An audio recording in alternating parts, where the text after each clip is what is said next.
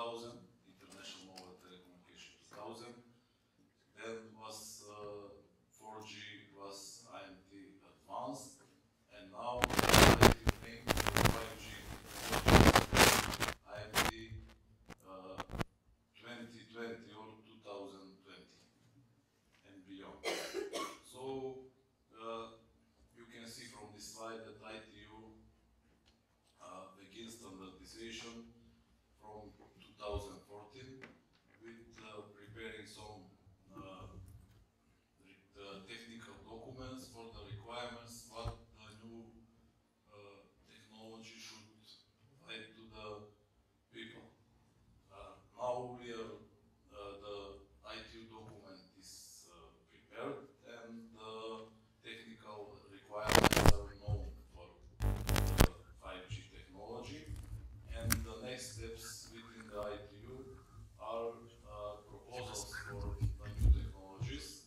And ITU will do the evaluation of the proposals and decide which technology will be 5G. So within the ITU is also the process for harmonization of the frequency bands, ITU-R, which is ITU radio communication. And the main event within the ITU where the decision is taken about the frequency bands is World Radio Communication Conference. The next World Radio Communication Conference will be held in 2019 in Geneva, and again the item of that conference 1.13 is to consider identification of frequency bands for the future development of international mobile telecommunications, in accordance with the resolution which was adopted at the previous World Radio Communication Conference, which was held in 2015.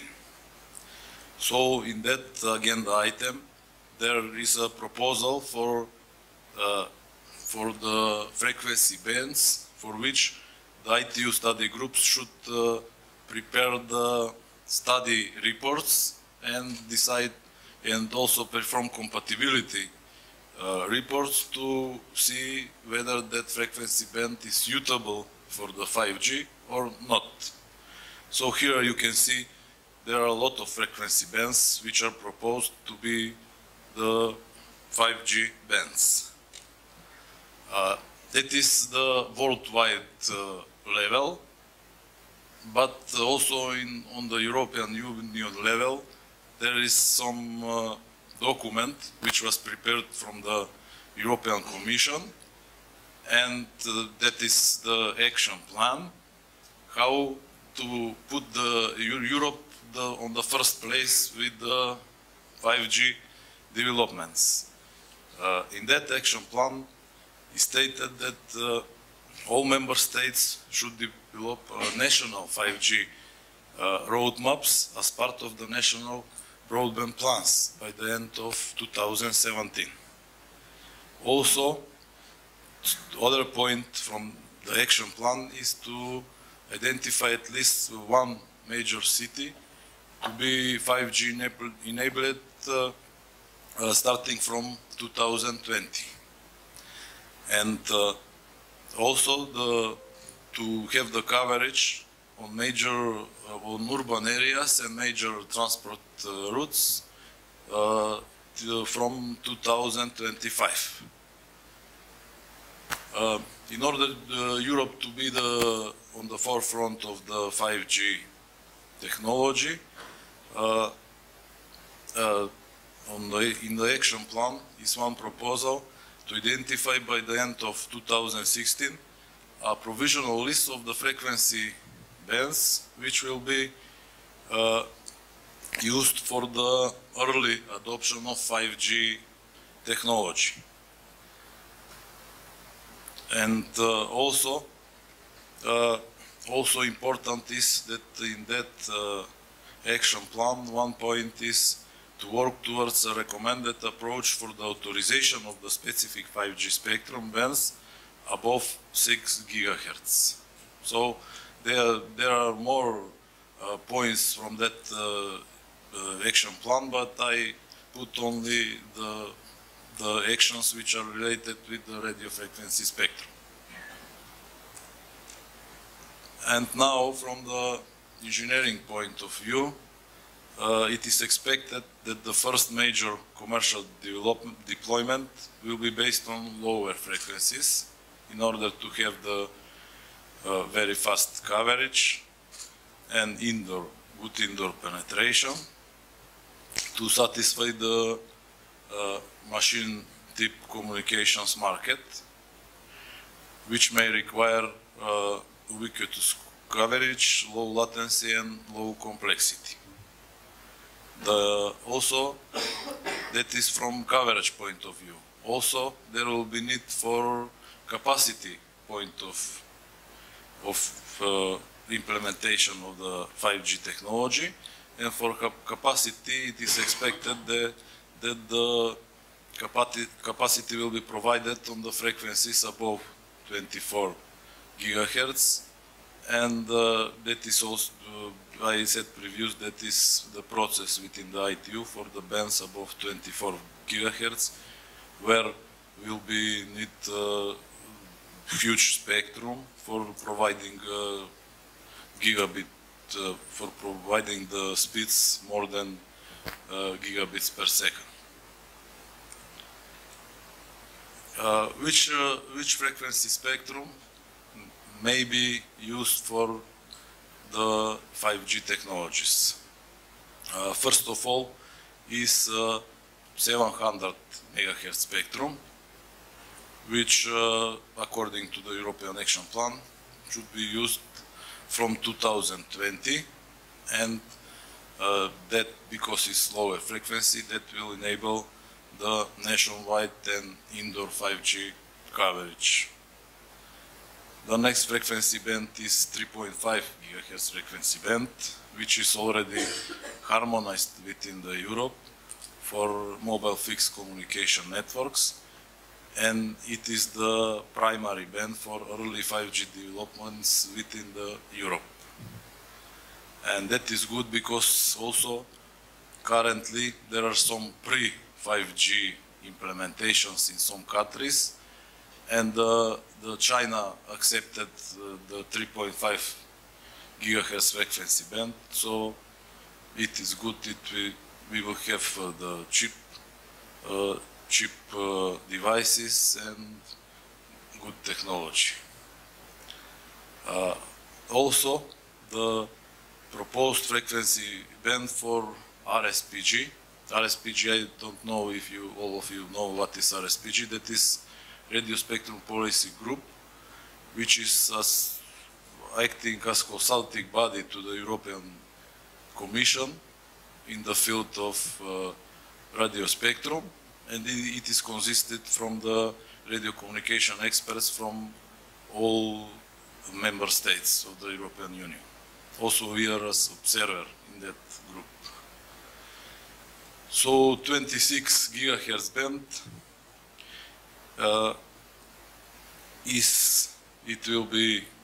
it is in higher frequencies above 24 gigahertz band. It is on the agenda of the ITU. So also RSPG proposed to use that frequency band for the capacity. The European Union also, the European Commission also considering the other frequency bands, and they are concentrate only the bands which are proposed within the ITU frequency, within the ITU agenda for the World Radio Communication Conference. You can see that also in Europe the already existing frequency bands for public mobile communication services for 2G and 3G can be possible to use for 5G.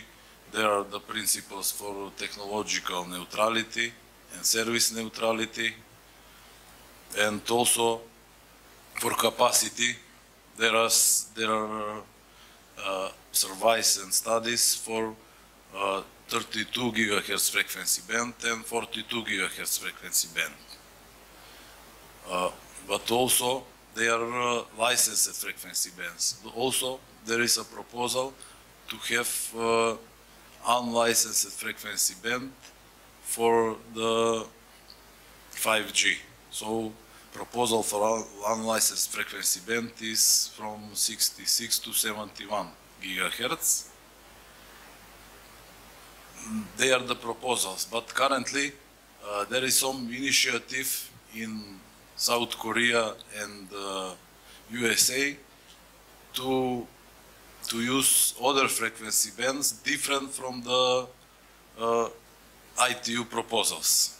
That is the case with 26 gigahertz band, and they are planning, I think that there are already some pre-5G systems which are working in that countries, and it is expected that on the World Radio Communication Conference, those countries will ask for include the new frequency bands in the proposal for 5G technologies. But within the Europe, there are some recommendation that frequency band should be used for satellite services in the 5G hybrid ecosystems, and we will see what will happen with 28 gigahertz band. What is the situation in Macedonia with these 5G frequency bands? 700 frequency band is already used from the digital broadcaster, from the DVB-T technology. And now we are participating in the SEDIF group, where there should be changes to the Geneva 06 agreement, which is for the broadcasting systems, and within that group there will be new frequency plan for broadcasting, in which this frequency band from 694 to 790 will be cleared, and it will be ready for use by the 5G systems. In order to fulfill the European Action Plan for 2020, the agency sent a letter to the ministry to prepare the strategy for moving the broadcasting systems, time frame, and also decision, do our country should change the technology also for DVB-T to go to DVB-T2, or we will keep the current technology, and we will see what will happen. Currently we have the CEPT-ECC decision, which proposed the usage of this frequency band. So in this frequency band there are 2 times 30 megahertz available for the commercial development of the 5G. On this slide you can see that there is some gap.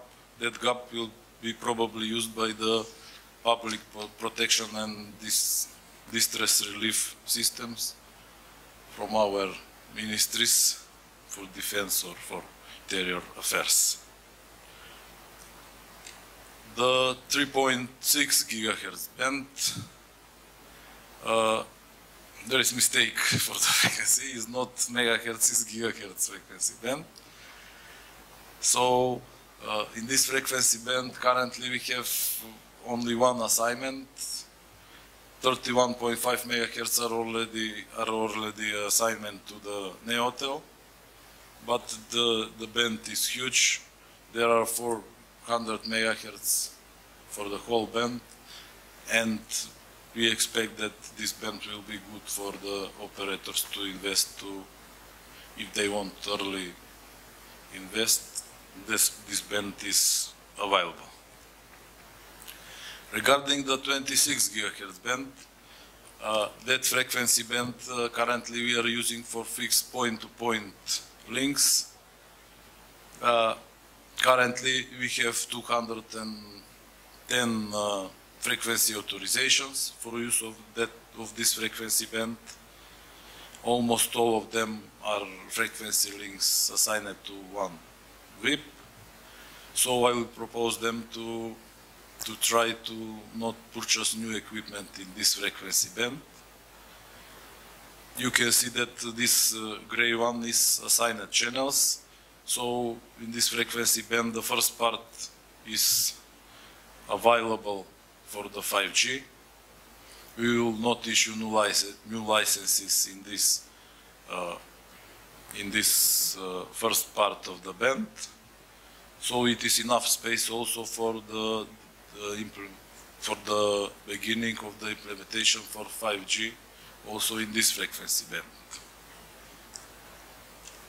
And what are the measures which IAC takes towards the implementation of 5G? With the new law for frequency fees, which is very fresh, we reduce the frequency fee from 21,000 euros per megahertz to 5,000 euros per megahertz, and that is decreased for more than 70%. Other tasks we should do is to develop national 5G deployment roadmaps as part of the national broadband plan by end of 2017. I hope so that the new government and new ministry will prepare the strategy for this frequency band, and for me, I think strategy for the national broadband plans, and this 5G plan will be included in that plan. But unfortunately, here is no one from the ministry, I think. But we will send them also the letter. We will have some meetings with them. Then we should harmonize the spectrum within the CPT. It is almost already harmonized. Only in 26 gigahertz we should put in our national frequency table the mobile service. Then we should finish the SEDIF work and to free the 700 megahertz band.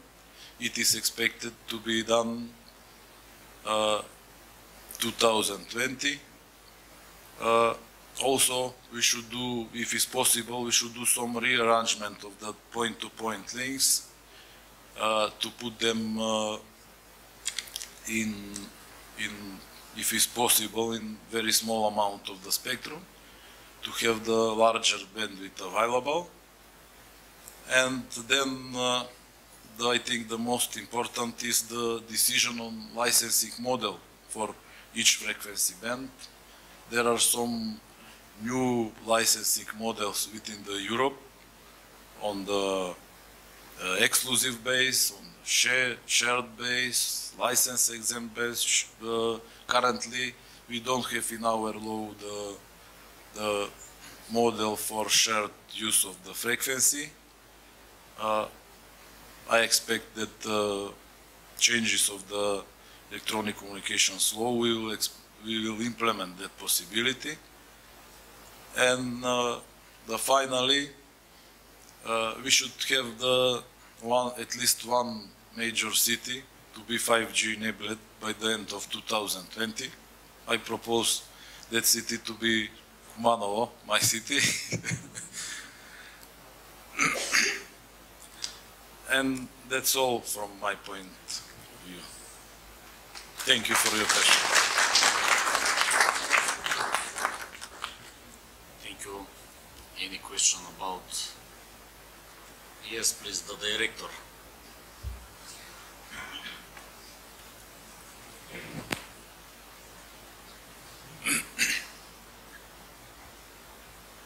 Thank you, Jane, for your good presentation. I would like just to add that at the end of 2015, some of the countries already sold their 700 spectrum. For example, regulatory authority in France, ARCEP, at 2015 sold 6 blocks of 700 band and raised 3 billion euros at that time. and they can use those frequencies after 2020. So it is a trend now in Europe that most of the countries are already trying to sell those blocks. Thank you, Director. Any comments? Other? Okay. I just want to ask Jane that as we can see from your presentation that here in Macedonia, especially the frequency bands for 700 MHz, 3.5, the main bands for 5G are already intended for mobile services, yes?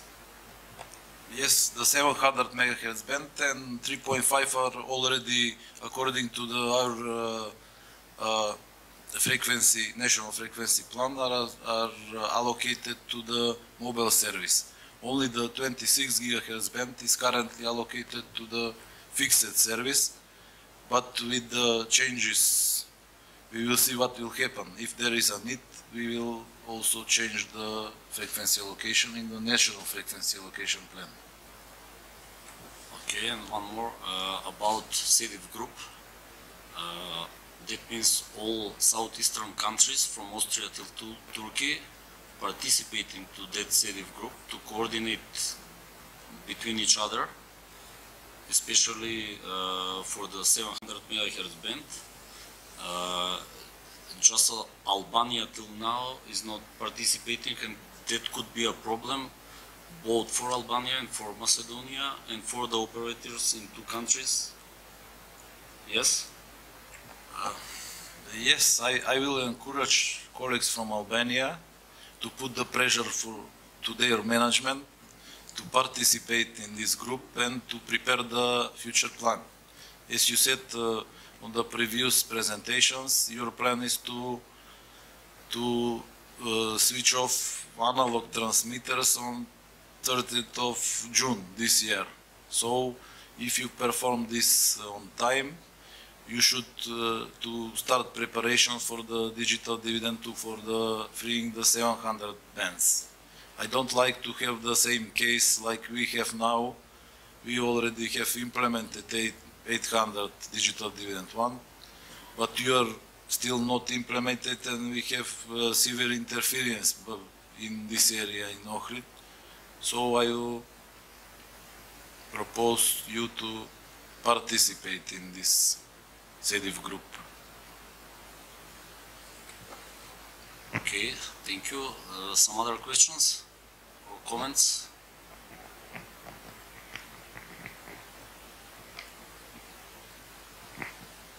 Okay, Clarina Alushe from AKEP Albania.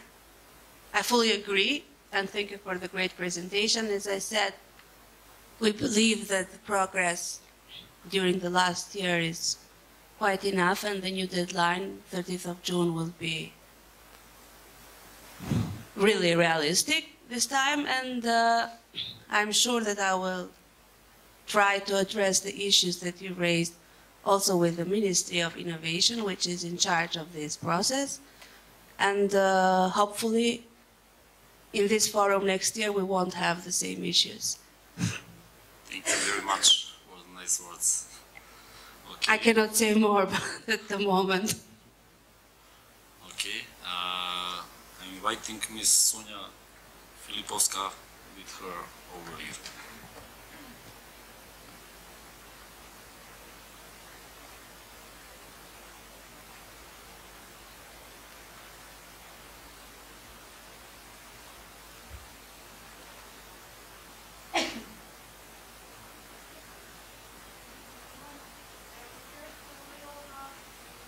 Spectrum, yes, that's working. About the spectrum, and it seems Macedonia has quite enough to implement 5G. Let's take a step back now and say, okay, why do we need 5G? What are we going to use it for? Is only spectrum enough to implement 5G, or do we need changes in other areas as well? How does it all come together? So basically, we're going to talk a little about the 5G vision from an academic, research, scientific point of view.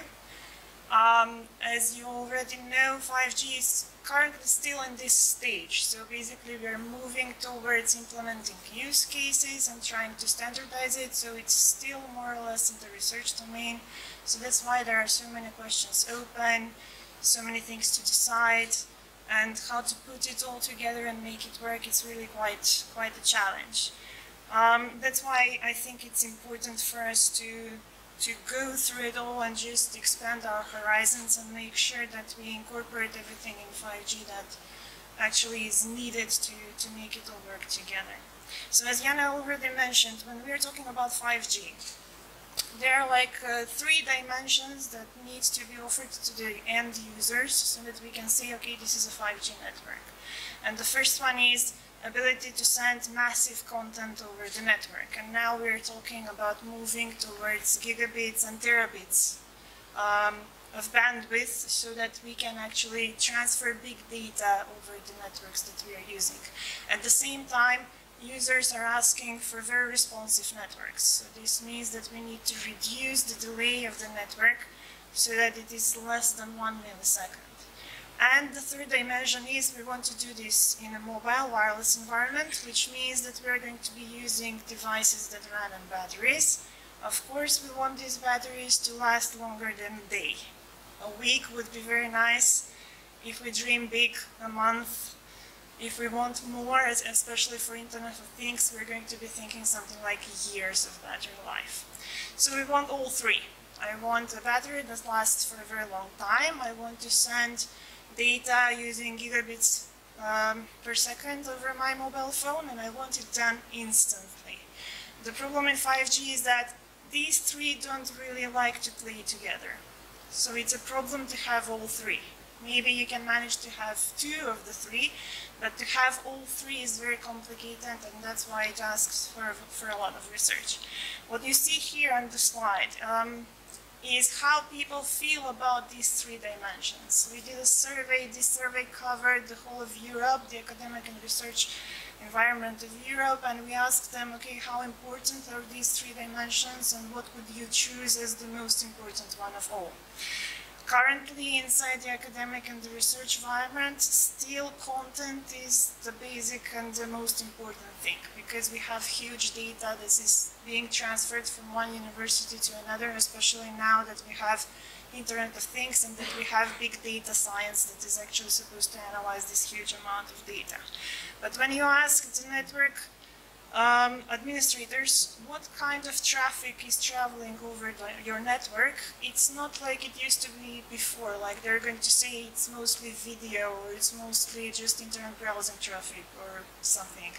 Today's networks are supposed to send all kinds of different types of traffic, so that's why mainly 75% of the respondees said, well, on our network we have rather everything. So that means that we need a network that is going to be able to provide very high quality of service for all kinds of different types of traffic. And this is also a very big challenge.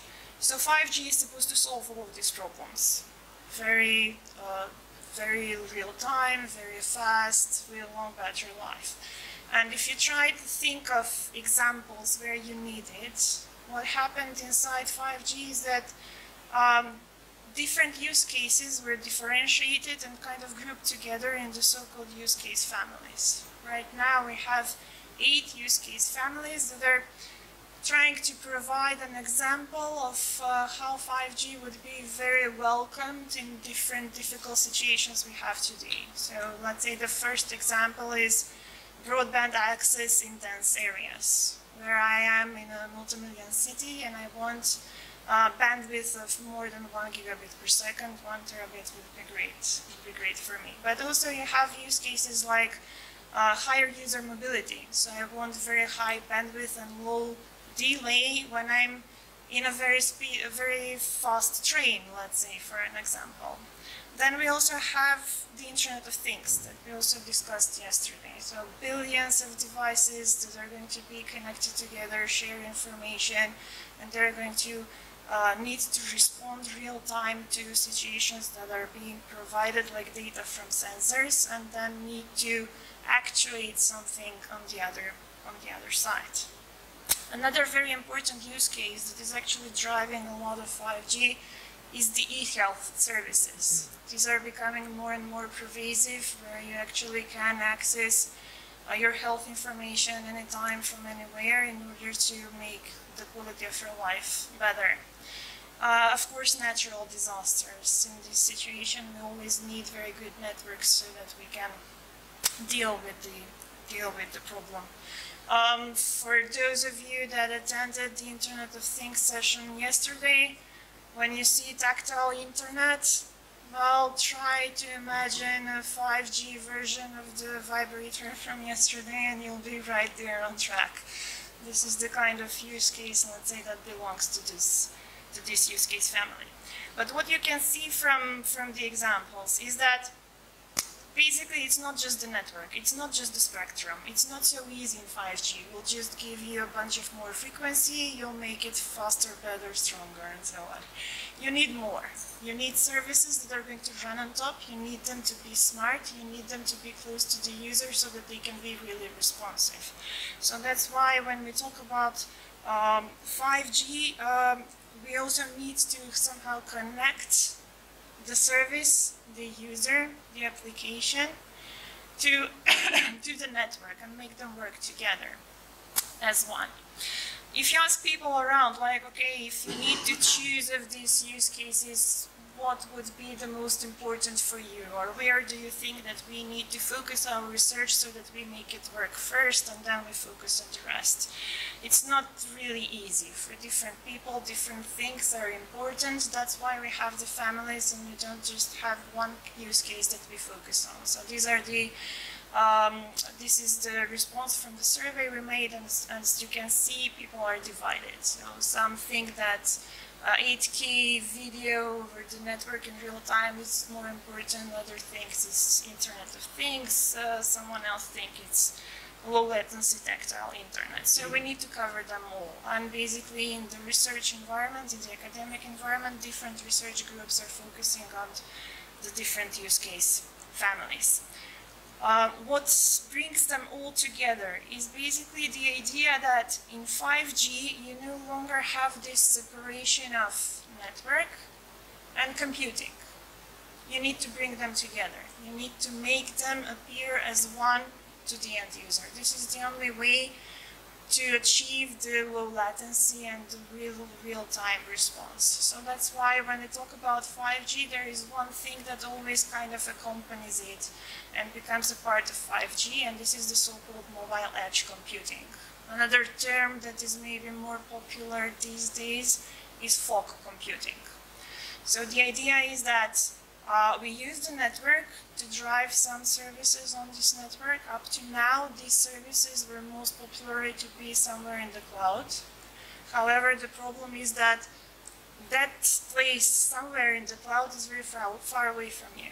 So in this case, if you're using services that are in the cloud, you cannot have really low latency because you're wasting time over the network to actually get to the cloud and then get the information back as a result from the computing.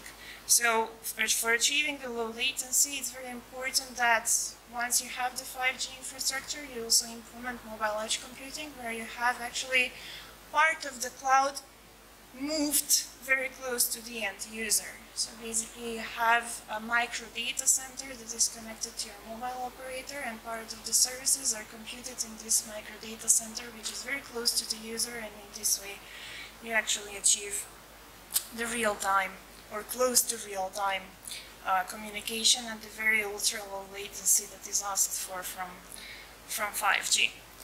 From a user point of view, what I want as an end user from 5G, what is the value that 5G can provide for me? We usually divide it into three groups. So the first one is the level of trust. And this was a very hot topic of all discussions yesterday. So I want increased security. I want to have one identity across all networks, all ways of accessing internet, all services. And of course I want to have privacy. I want to own my data. I want to have control over my data. Another important group is the user experience. So I want to have it real time. I want it to be seamless. So when I'm at home, I move to my wireless. When I go out, I move to my mobile network. I don't feel the difference. I don't feel changes of services or anything. And I want this experience to be very personalized. So basically everything to adapt to who I am and how I use the services. And the third pillar is the service itself. So it needs to have very high quality service. Of course, if you need to satisfy the 3 dimensions that we mentioned, you really need to do that. And I really need this easy, simple way to interact with my operator. And of course, I don't really want to be charged a lot for it, but if I am charged a lot, I want to get a lot for that charging. In order to provide all of this, in the end, you need to have very highly reliable, very flexible network that will be the pillar for all of these values that you want to provide to the end user. So how do we do that? What do we need to change in order to have this kind of network and to be able to provide all of these values to the user? There are different dimensions from a research point of view in which we are working in order to move forward this vision, this 5G vision. Some of them are going to be mentioned today, but some of them we're not going to have time to talk about. Let's say first the network capabilities. Of course, we need stuff like network densification, like multiple input, multiple output array antennas, carrier aggregation, multi-radio access technology convergence, and so on. But there are also other things to think about. So it's not just the radio access technology, it's what comes after it. So we also need changes inside the core, changes inside the transportation network, so that we can just bring it all together and make it really flexible, really responsive to different services that the user can use in the end. So that's why we also have problems to work on in the field of traffic optimization, for an example, or software-defined networks, of a virtualization of network functions, which is considered as one of the pillars for implementing 5G in the network core. Fixed and mobile convergence, of course. And then you need drivers that are going to help you create these new wonderful services that are going to be offered to the users and make it all worthwhile. The basic idea here is to provide APIs that are going to be easily used by people that are going to create the added services on top, which are of course going to be popular for usage for the end users. So if we divide all of this and say, okay, we want to design 5G networks, the design principles in a 5G network run across all the dimensions of the network. So you have the radio network on one side, then you have the transportation on the core, but you also have problems you need to solve from an operations and management point of view. Of course, on the radio side, we need to leverage the spectrum, as Jana said. We need to coordinate, cancel interference. We need smart radios that are going to be able to use as much as possible from the spectrum to give us the best possible service. But we need also changes inside the core. So this is part that is not going to really be really seen by the end user, but it is very important in order to provide value-added services. And what is happening here from a research point of view is that we try to change the technologies of the network core so that in the end we get this common composable core.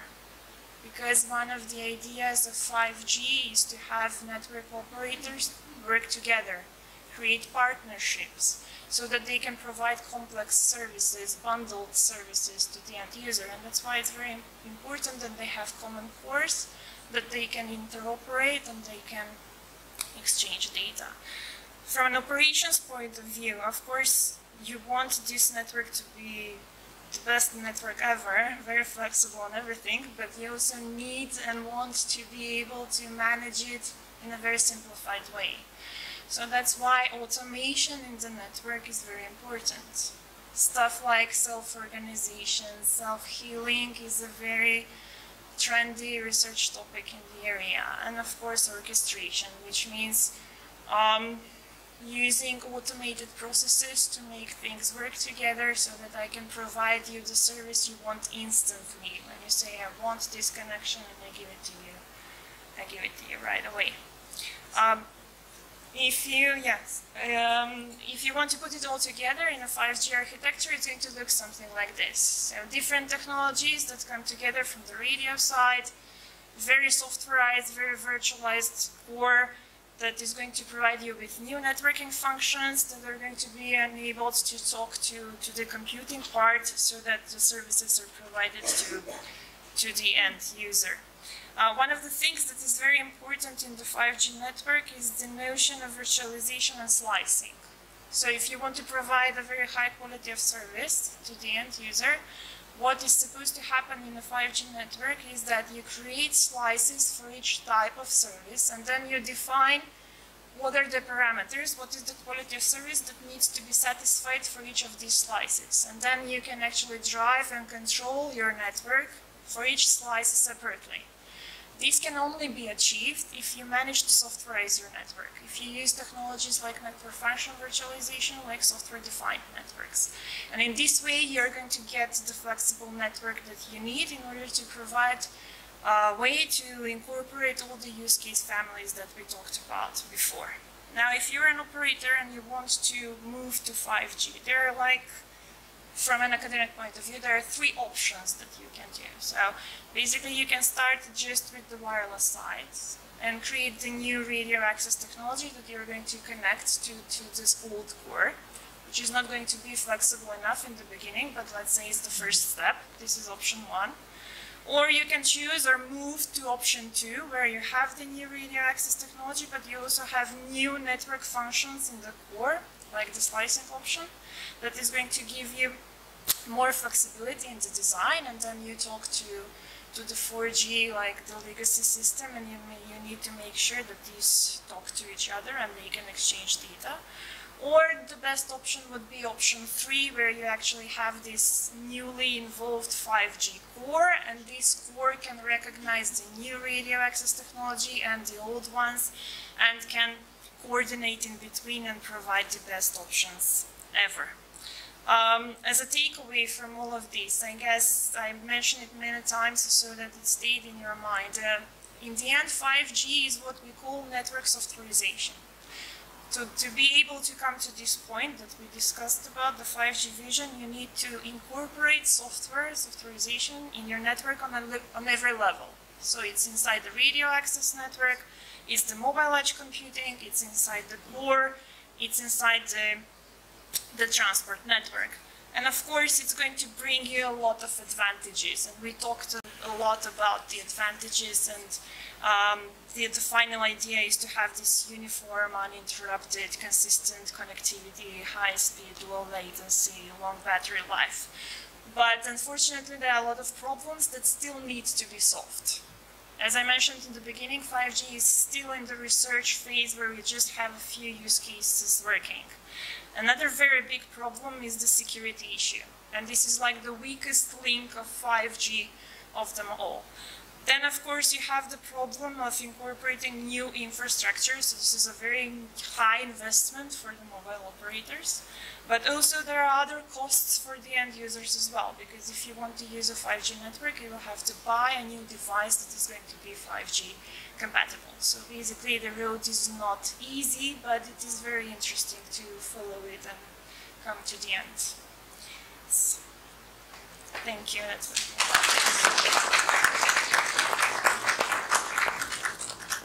Thank you for the nice presentation.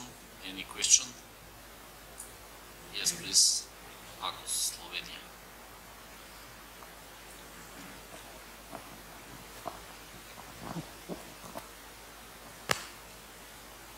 Hi, Katja Kmet from Slovenia Regulatory Authority.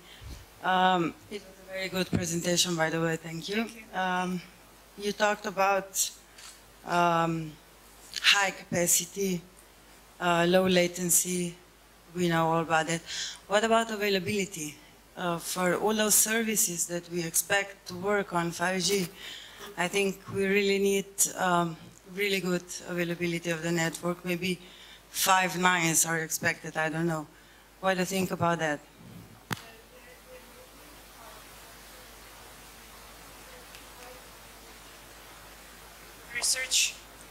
From the research point of view, this is where we work on stuff like the automation and the self-healing. It is based on different artificial intelligence systems that are supposed to basically find the problem even before it happens, so that it can provide this solution that is going to mitigate for it to happen at all, right? This is a very interesting, of course, this is a research point of view, so I always use my pink glasses of how the world is supposed to look like.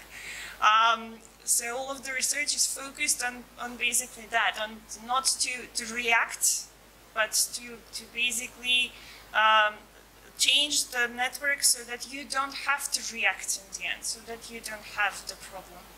And SDN and NFV is the core for this. So software-defined networks are considered one of the ways to, practically the only way to do this automation in time, so that you can increase your availability and reliability. Thank you. Anyone else? Thank you very much.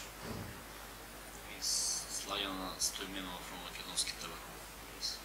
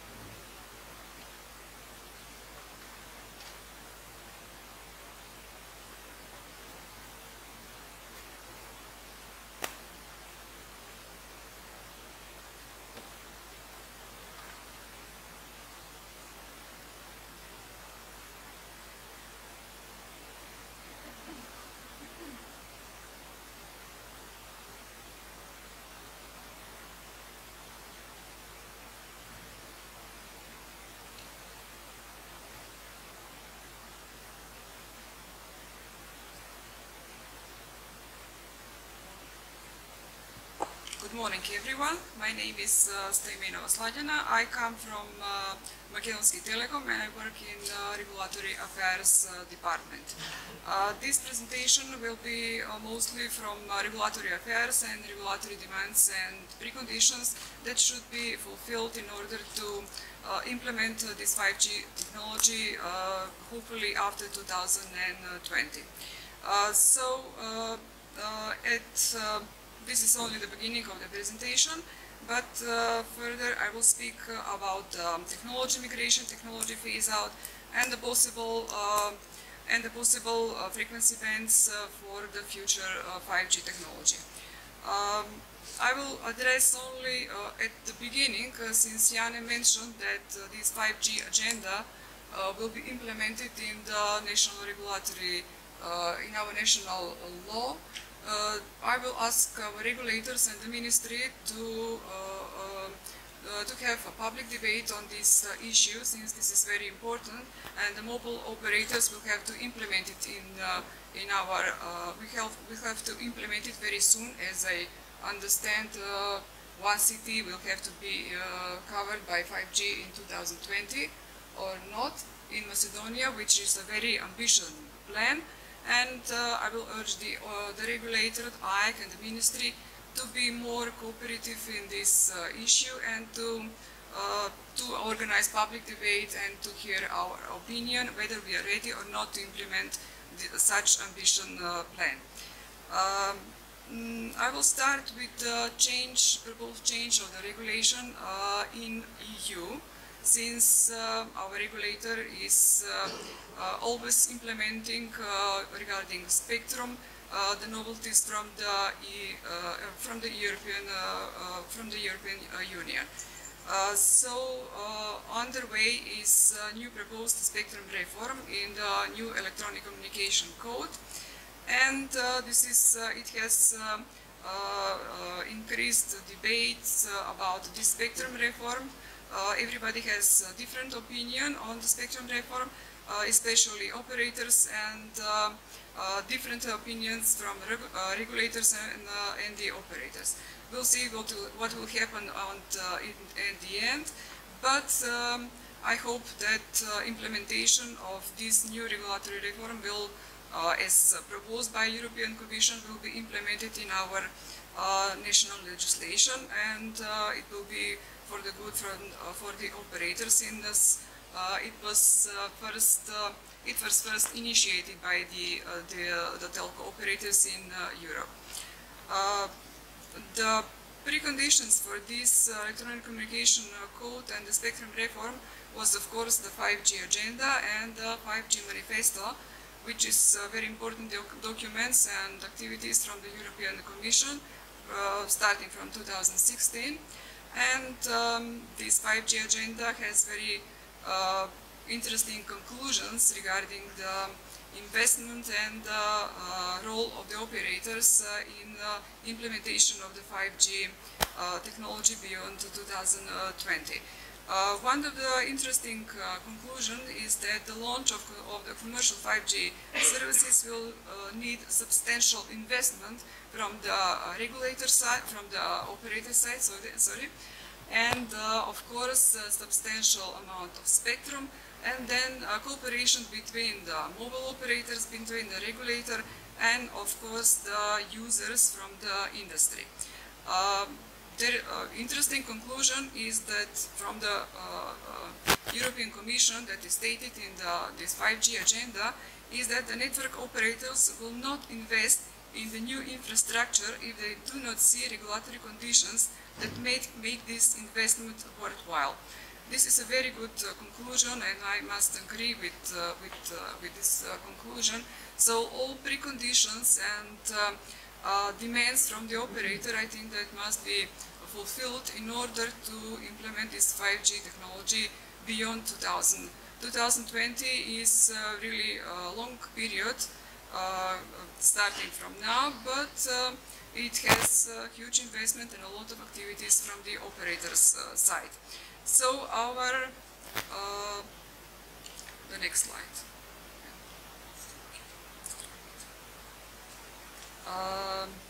What are our demands from the operator side? First of all, to provide safeguards against auction designs. Nowadays we are witnesses that the auction designs are primarily aimed to maximize auction revenue, and it has to be noted that substantial investments are expected in implementation of the next generation networks, and the budgets of the operators should stay within the operators and not to be taken from the auction. Then second interesting demand is availability of additional spectrum due to the huge data traffic increase. For instance, in Makedonski Telekom network, from the rollout of the 4G network from 2013, the data traffic is increasing, doubled from comparing year to year. So in the next years, starting from 2018 and 19, Makedonski Telekom will sure need some additional spectrum in order to cope with this increased data traffic demand. Of course, the usage conditions from the licenses are very important, and also one of the key demands from the EU operators that that were stated in the new proposed electronic communication code. One of the major demands are the license duration. The proposal is that the license's minimal duration will be 30 years or indefinite. Such case we have in United Kingdom right now. This will give legal certainty to fulfill the conditions stated in the licenses and legal certainty to invest in the next generation networks. One of the preconditions that are stated in the licenses are also spectrum trading and sharing.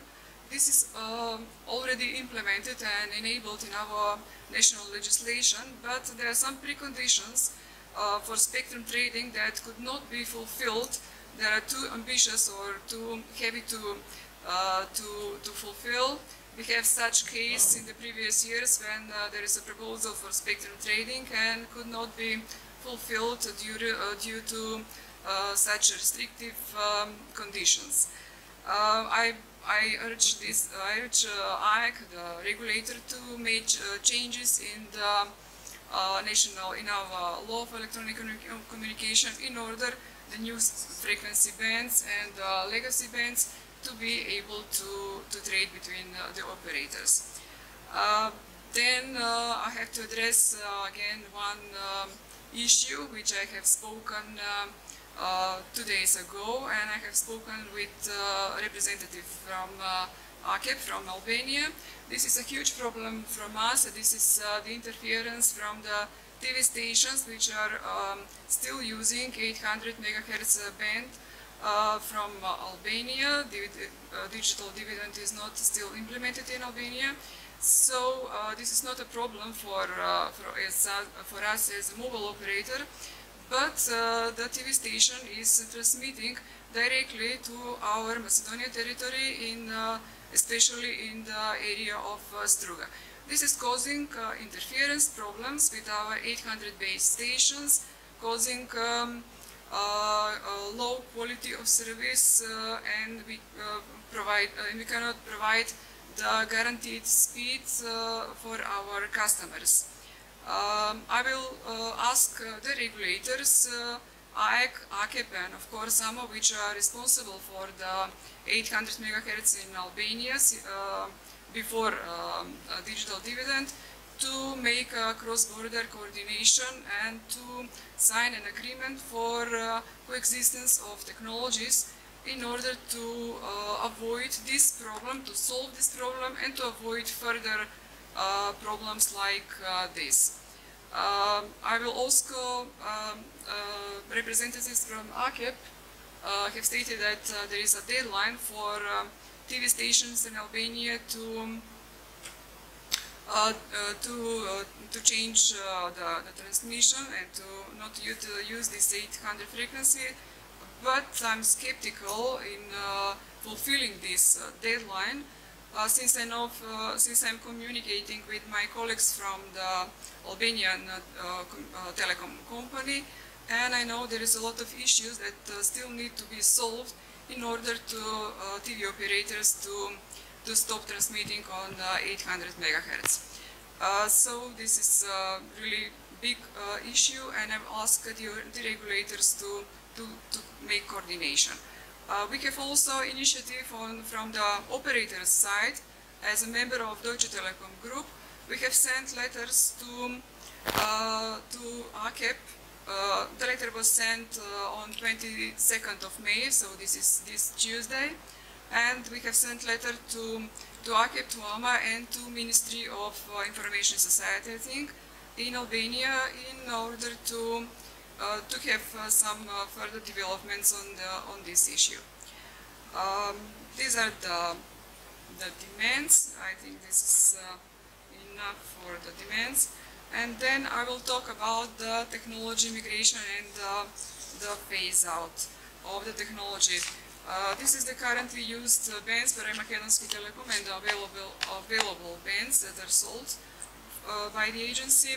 So the conclusion from this slide would be that gradual refarming on all available spectrum towards LTE is expected until 2020, and gradual phase out of legacy technology beyond 2020 and introduction of 5G technology is expected. Phase out of 3G technology is expected beyond 2020, and phase out of 2G technology beyond 2025. As you can see, we have implemented in 2017 two carrier aggregation, which has boosted our capacity in all urban, bigger cities and all smaller cities in Republic of Macedonia. This process is almost finished in May and should have bigger capacity and better speeds for our customers, which should be seen in the IRC measurements this year. Then I will speak about what are the major, this is about the frequencies, but Jan have already spoken about the available bands, and I will not further discuss this. We have legacy bands, then LTE expansion bands, and 5G proposed spectrum.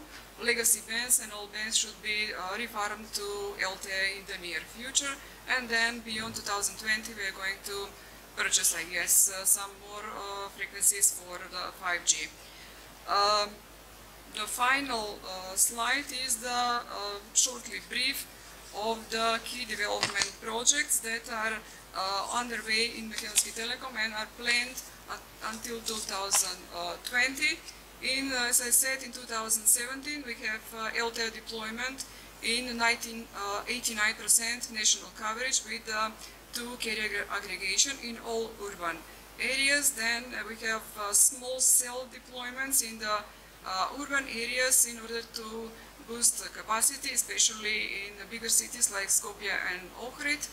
Small cells will be connected with E-band links, which are already available and with decreased prices, which is, I guess, for congratulations by the agency. And 2018, the major project is a pilot for EOT as a pilot project, and narrowband EOT. Their introduction of 4x4 MIMO in rural areas in order to boost capacity. 2018 expected 3 carrier aggregation in LTE and also introduction of voice over LTE and voice over Wi-Fi. 2020 expected refarming of all bands to LTE and gradually phase out of 3G. This is the major project, and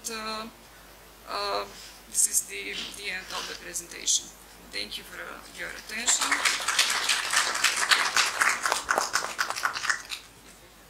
Thank you.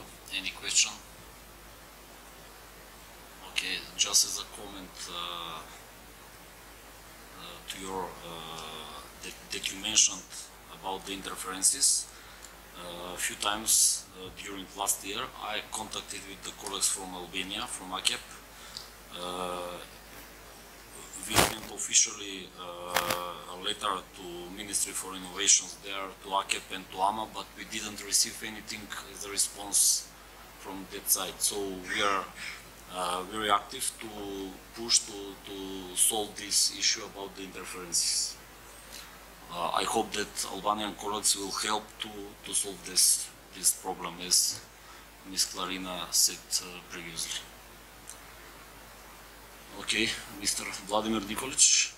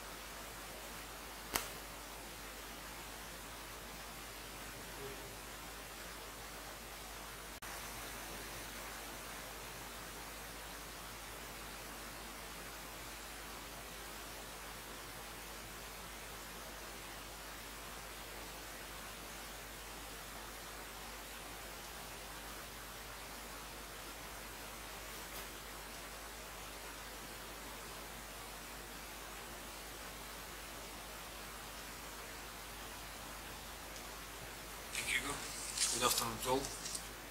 I would like to thank you for inviting this international conference for regulation and the business, I would say. I would more envisaging this panel as a discussion, so I would rather try to put few ideas or to throw for discussion from the audience here from the MVNO perspective. Before that, just a few words about Lycamobile.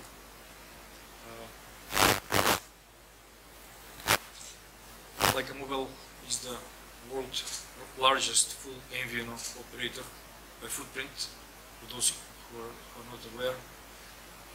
Currently hosting around 20 million subscribers worldwide in more than 21 countries, soon to be 25 countries on all continents except South America. In the region, for the first time, Lyca started its operation in Macedonia last July.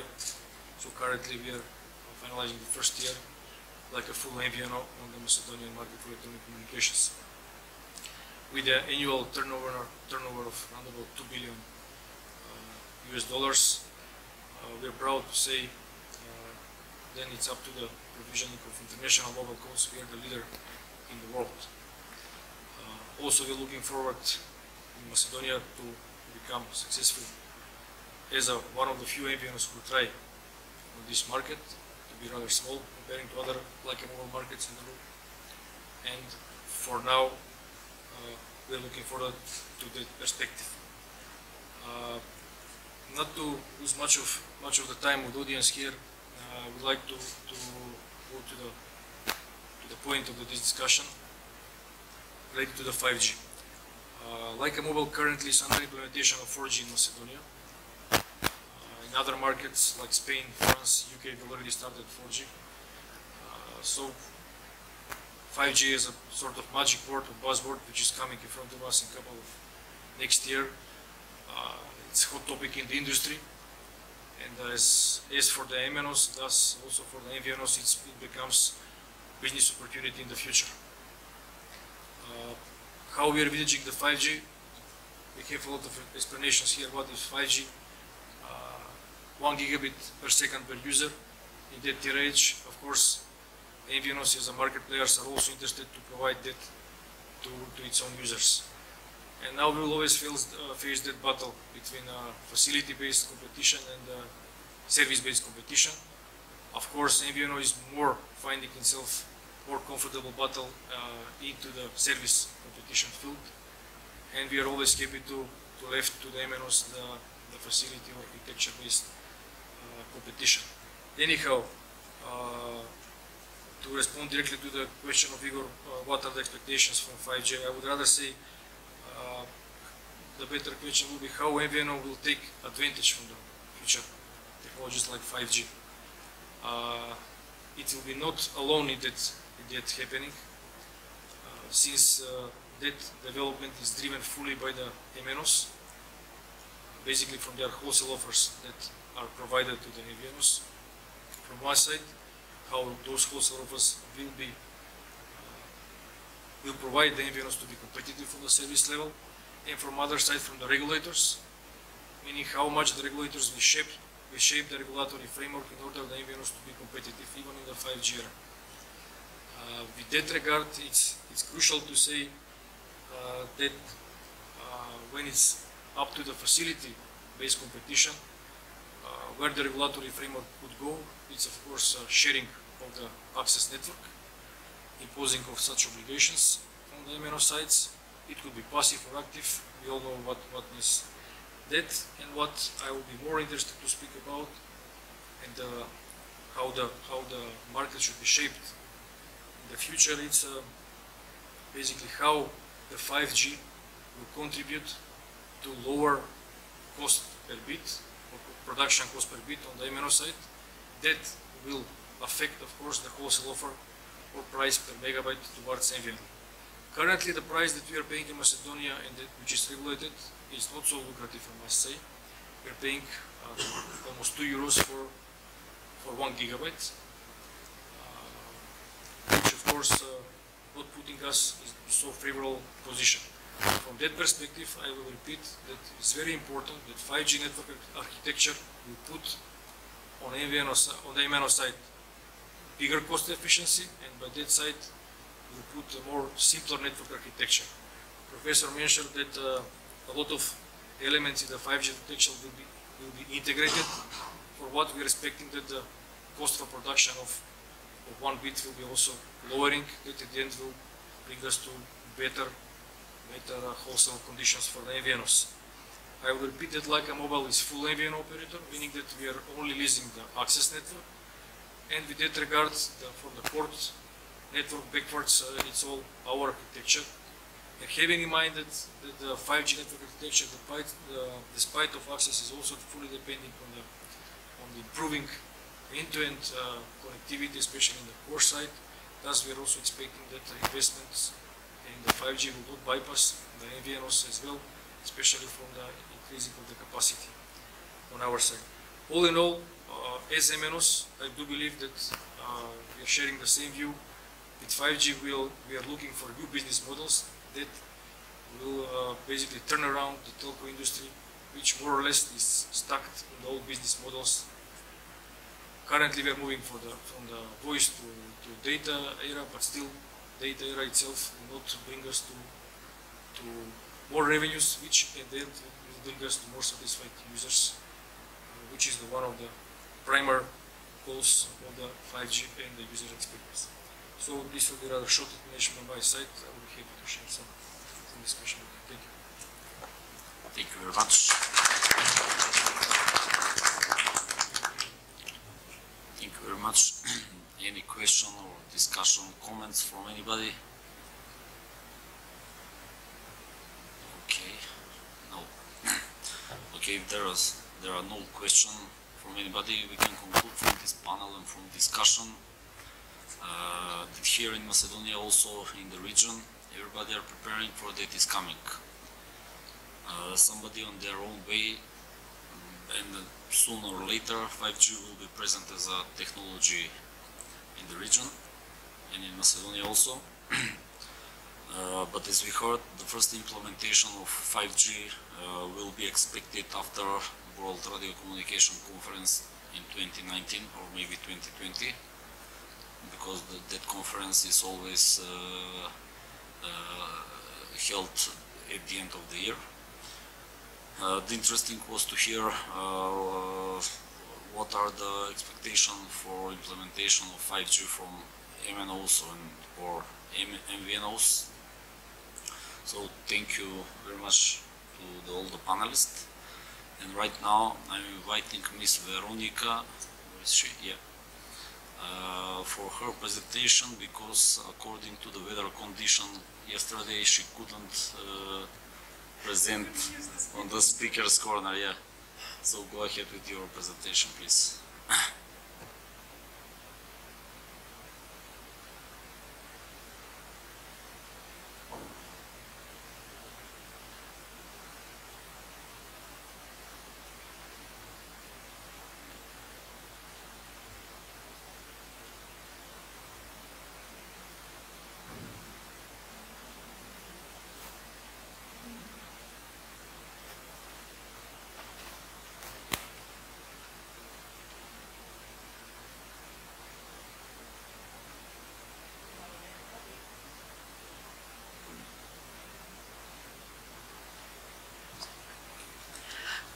Good morning, everybody.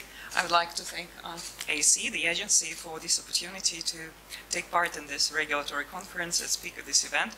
I realized that my presentation could have probably fitted much better on the first day discussion on net neutrality, but never mind. I'm happy to just conclude the debate on 5G and again, speaking of the topic which became recently very relevant again for mobile network operators as they design their business models and look at different, more innovative pricing models for consumers. The issue we've been confronted in the European Union is the one which is closely related to the debate of net neutrality, although it was not envisaged as one of the central aspects when the debate on net neutrality has reached Europe. but now many regulators are dealing with zero rating practices, and for colleagues here representing different mobile groups, I'm sure you also have seen that your colleagues in other European countries, they've been confronted by regulators taking specific actions. So a little bit where we are and how the European Union is envisaging dealing with these practices. Should they be regulated or should they not be regulated? As you may know, in October 2015, the European Union for the first time has adopted the rules on net neutrality. It came out on what we call Telecom Single Market Regulation. The Telecom Single Market Regulation was proposed by European Commission back in 2013, and it included a whole range of issues, various regulatory aspects. But after 2 years of very peaceful discussions in the European Parliament and the Council of Ministers, the regulation actually shrunk down just to two aspects: roaming regulation and net neutrality provisions. What about net neutrality? What we have, what are those provisions specifically say on net neutrality? The net neutrality, the wording net neutrality is such, it's not mentioned in the regulation. The regulation instead is talking about safeguarding open internet access. And three provisions under Article 3, they specifically talk about what measures regulators should undertake and what they should preserve in the context of this debate. So the very first article, Article 3, paragraph 1, says about the right of end users to have access and to distribute legal information and content, use and provide applications and services of their free choice, and to be able to use terminal equipment of their choice, irrespective of their location, irrespective of their origin, irrespective of destination of the service. So it should be provided, the user should have unlimited and unrestricted access and the right to access the services of their choice. Another provision comes from Article 3, paragraph 2, which also speaks about, requires regulators to monitor the commercial agreements between different parties and make sure that actually the right of the end users to access and distribute information and applications of their choice is not restricted and is not limited by any types of commercial practices and agreements. And finally, there is another provision which says that providers of internet access services, they should treat all traffic equally when providing internet access services, without any discriminations, without any restriction or interferences with specific types of data traffic. And the article also provides an exhaustive list of exceptions where providers may actually deviate from these general rules.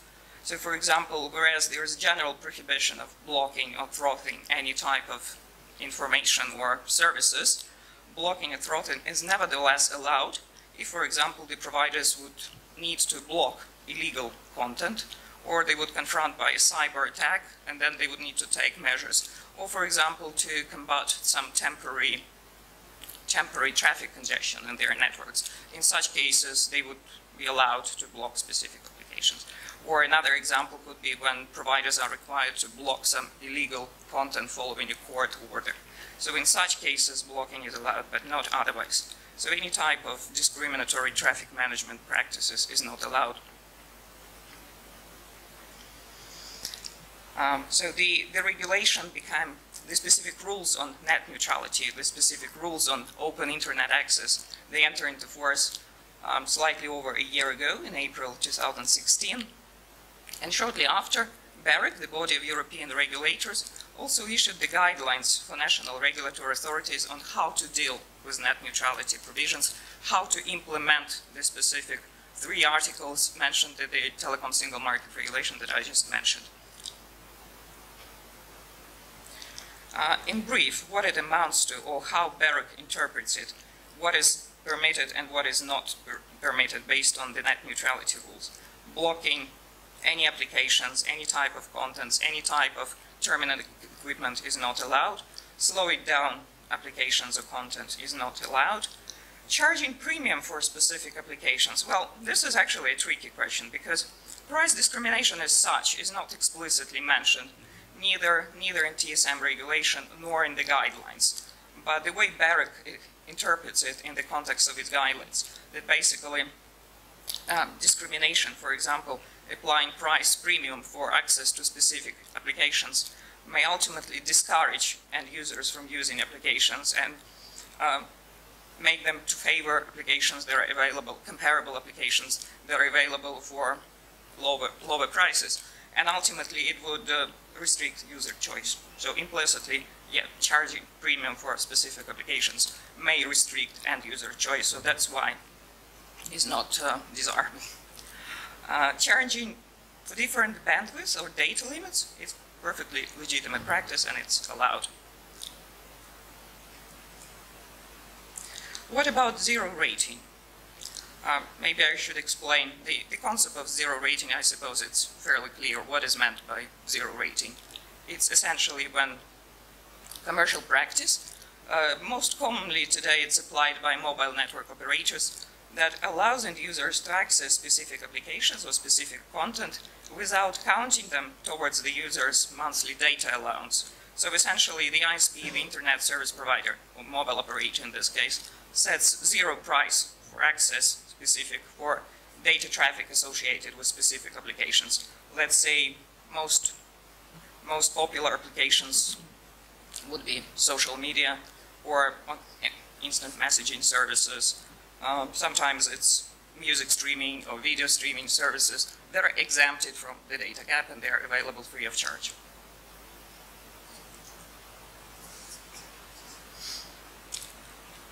What's so controversial about zero rating? Operators may traditionally argue that actually they bring benefits to end users.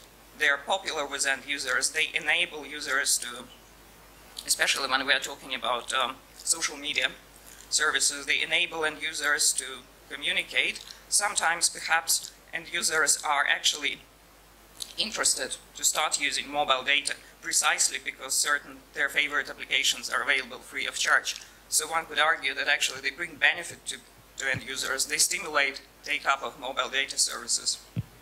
But on the other hand, from regulatory point of view, there are some concerns that, for example, they generate unfair competition between zero-rated and non-zero-rated content and applications. Ultimately, end users are influenced to start using the applications that are free of charge and not use others which are not zero-rated, creates sort of unfair competition and ultimately restricts end user choice.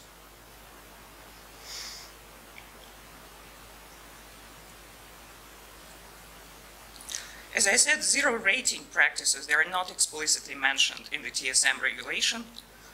The TSM regulation requires national regulatory authorities to assess all kinds of commercial offers on case-by-case basis and see where specific agreements or commercial practices would potentially restrict or reduce the end user's choice. BEREC guidelines, again, they confirm the case-by-case approach, but they also state that certain type of zero rating, BEREC guidelines mention zero rating practices, and they say that certain type of zero rated practices, for example, the ones that allow end users to still access zero rated applications even after the monthly data allowance has been consumed, they clearly infringe the Article 3.3 of the TSM regulation, which prohibits discrimination of different type of traffic. That's why that type of zero-rated offers from BEREC point of view, from BEREC guidelines point of view, they are prohibited, they are not legitimate.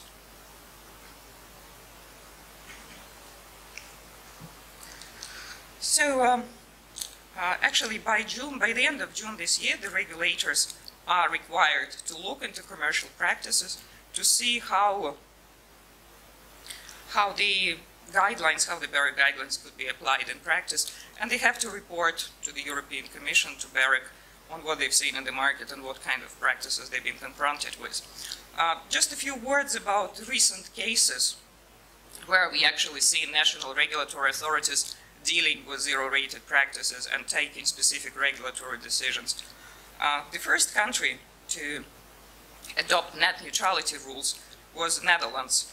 And in fact, the Dutch legislation was adopted relatively long time ago. It was adopted in 2012, making it the first country in Europe and second country in the world to enact net neutrality law, to put net neutrality law in its legislation. And unlike the TSM regulation or the Berry guidelines, what we see, the Dutch law prohibits any type of price discrimination explicitly.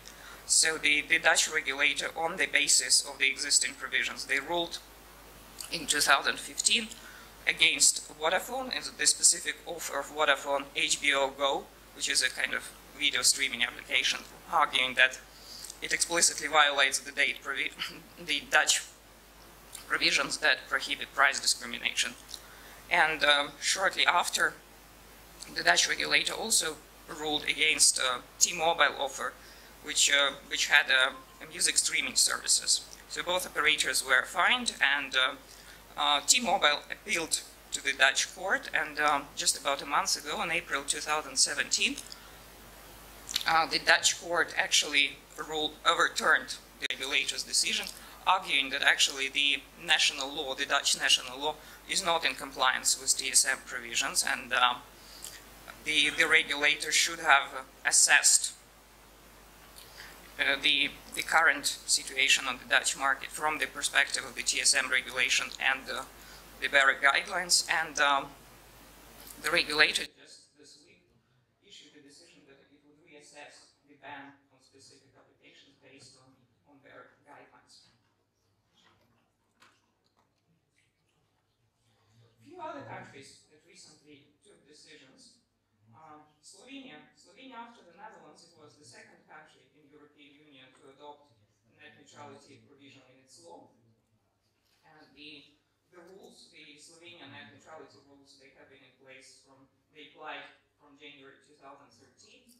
And then in January 2015, the Slovenian regulator ruled against two commercial offers by two major mobile operators, by Telekom Slovenia and Lycamobile, which permitted respectively the use of music streaming application, Deezer, and a cloud storage service, Hangamapa, which would actually allow end users to access these applications, to access the services without consuming the traffic within the monthly data cap. The Slovenian regulator at that point ruled that both offers were violating the net neutrality provisions of Slovenian law.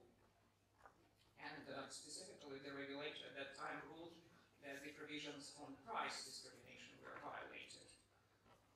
Both rulings were overturned on appeal in July 2016 because the court at that time said that the interpretation by the regulator of the provisions in the law was too narrow. And in fact, there is no explicit, unlike in the Dutch case, the Slovenian law does not provide an explicit prohibition, explicit ban on price discrimination. So the regulator should have, in fact, assessed the impact of those offers on the end user choice, which was not done in this case. So the regulator reassessed the case and issued new decisions in November last year, now actually prohibiting the offers on the ground of discriminatory traffic management practices rather than price discrimination. Hungary, another country where the regulator in January this year ruled against zero-rated offers by Telekom and Telekom Hungary. Respectively, there were OTT streaming offers and social media services. And in this case, the regulator actually argued that because end users were encouraged to use zero-rated applications once the monthly data, even after the monthly data allowance was consumed, the end user choice was influenced, was affected, and effectively restricted. So both operators were required to withdraw the offers. Another country case where recently the national regulator also ruled against zero-rated offers is Sweden. Basically, both offers were put in the market by the Swedish operator Telia, One of them was allowing access to social media at no charges at all, so unlimited zero-rated access available even after the monthly data cap was consumed. And it's not just specific type of social media, it's essentially all major social media is available free of charge. Another offer is a different one because, strictly speaking, it's not zero-rated. It's an offer where the end user is opting in, and for paying a fixed fee of around €6 a month, getting unlimited access to music streaming services. But both offers were considered illegal by not in compliance with the TSM rules by the Swedish regulator. But Telia appealed this regulatory decision in the court, and the court, for the time being, has suspended the PTS ruling. So essentially, Telia, for the time being, continuing offering its zero-rated offers in the market. What is interesting in this case, the regulator ruled on mere grounds of the Article 3.3, just on discriminatory traffic management practices, without looking at the impact on end-user choice or any other aspects related to the end-user right to free internet access.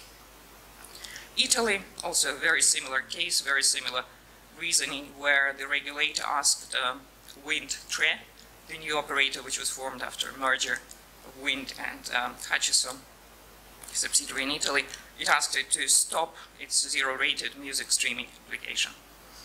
Again, just on the mere grounds that this kind of offer discriminates Article 3.3 on discriminatory practices. Yes, and the final case where actually the regulator considered, actually allowed zero-rated offer to continue existing in the market is the Belgian case, and it's about offer by Proximus, the Belgian operator, where one of the tariff plans offered by Proximus actually allowed end users to choose one application just of their choice that could be data zero-rated within the month, but as soon as the data allowance by the user was consumed, access to that application would be also stopped. So the regulator considered that in this case, the offer is fully compliant with the requirements of TSM regulation. So where it leaves us, essentially, as you can see so far, the regulators mostly took action against the offers where, for example, where one could argue about discriminatory traffic management practices. So after the data allowance is consumed, the access is still available to zero-rated applications, and the regulators applied more or less similar reasoning that actually, well, it's not in compliance with the rules against discriminatory traffic management practices, or ultimately affect the user's choice. What about other type of zero-rated offers, which for example, like in the Belgian case, where, for example, there is no discriminatory differentiated treatment of zero-rated and non-zero-rated offers? Well, the BEREC guidelines suggest that the regulators should look at the market position of the players, internet access providers, and the capital and application providers. They have to look at the impact of zero-rated offers on the end user's choice and what type of applications the users may use and access, and how it affects also the offers that ultimately application providers may offer, and the impact on the internet as an engine of innovation. Well, the criteria are actually, it's the end, it's the last one. So I heard that the boat is waiting for us, but I stop here. It's basically all I wanted to say. The criteria are not that straightforward and might be difficult to apply in practice. Fortunately, the regulators do not have act on them. But it leaves us with a lot of open questions. Should it be better? Should we regulate zero-rate? Should we not leave it up to competition law and competition authorities to deal with it? And isn't it implicitly implying retail price control, what goes against the spirit of telecom regulatory framework? So just, I'd leave it here.